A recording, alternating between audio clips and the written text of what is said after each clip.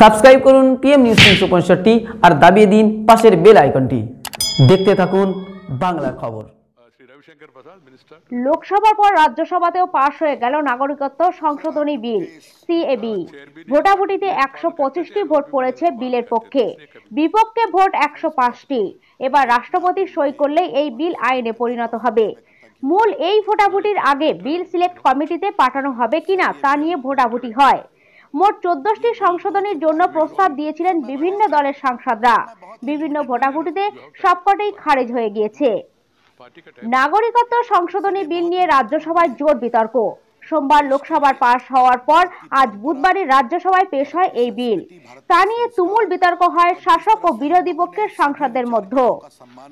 এদিন রাজ্যসভায় আফগানিস্তান, পাকিস্তান এবং বাংলাদেশের প্রসঙ্গ টেনে অমিত শাহ দাবি করেন, লাখ লাখ মানুষের সঙ্গে ধর্মীয় প্রতারণা হয়েছে। এই বিলের মাধ্যমে সেই সব শরণার্থীদের অধিকার দেওয়া হবে। এদেশে বসবাসকারী মুসলিমদের আশঙ্কারও কোনো কারণ নেই, আশ্বাস দিয়েছেন কেন্দ্রীয় স্বরাষ্ট্রমন্ত্রী। সন্ধ্যার দিকে জবাবি বক্তৃতায় অমিত শাহ বলেন, রাজনৈতিক উদ্দেশ্যে এই বিল আনা হয়নি। আগের সরকার বিষয়টির যথাযথ মোকাবিলা করতে পারেননি। কংগ্রেসের পক্ষে বিজেপিকে আক্রমণ শানিয়ে আনন্দ শর্মা বলেন, এই বিল ভারতের আস্থার উপরে আঘাত। বিল নিয়ে বিজেপি কেন তাড়াহুড়ো করছে তা নিয়েও প্রশ্ন তুলছেন তিনি।